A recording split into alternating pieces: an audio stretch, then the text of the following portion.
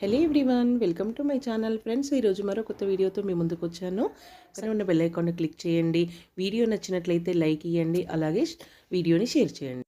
ఈ tiffin plates నోముకు కావాల్సినవి plates అండి. 13 ప్లేట్లు తీసుకోవాలి. ఇలాంటి టిఫిన్ ప్లేట్స్ అయితే బాగుంటాయని మీకు చూపిస్తున్నాను.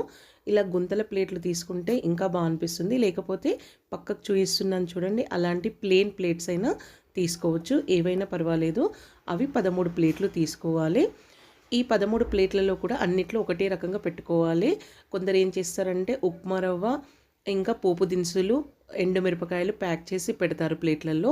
కొందరేమో బ్యాంబినో పోపు దినుసులు ఇంకా ఎండుమిరపకాయలు పెట్టారు.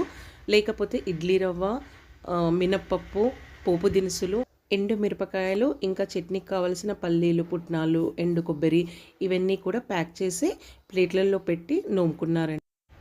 ఇది టిఫిన్ ప్లేట్స్ నోము అని